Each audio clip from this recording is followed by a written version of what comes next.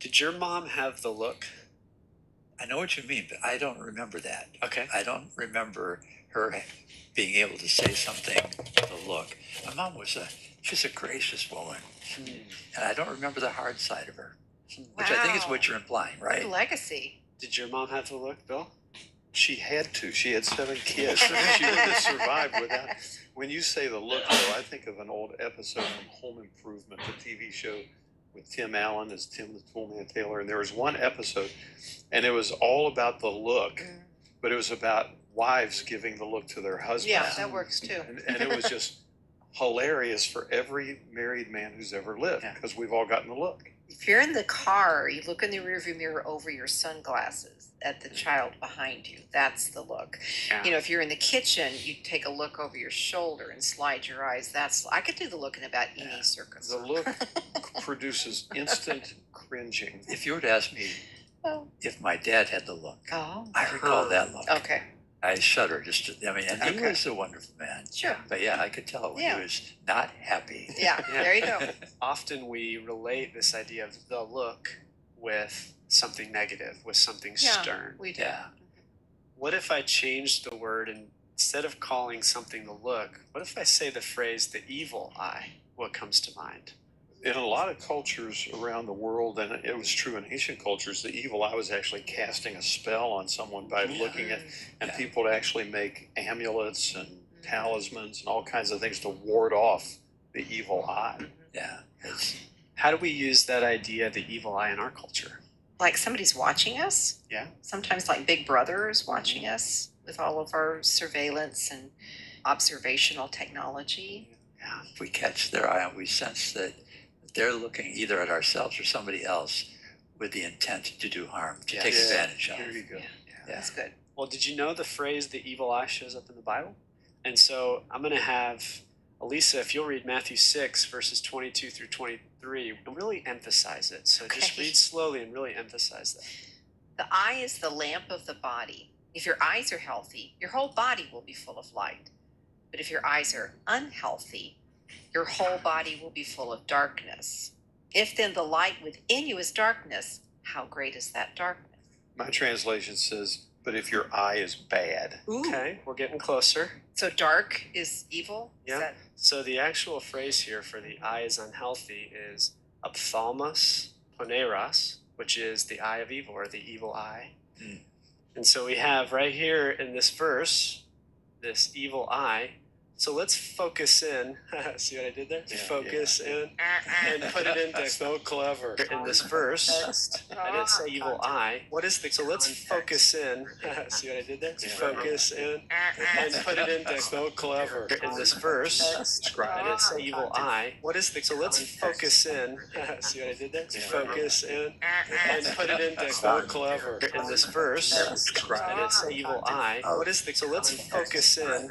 See what I did there? Focus in and put it into So clever. in this verse. And it's evil eye. What is the? So let's focus in. talking about the eyes. Focus in and put it into So clever. in this verse. And it's evil eye. What is the? So let's focus in. talking about the eyes. Focus in and put it into So clever. in this verse.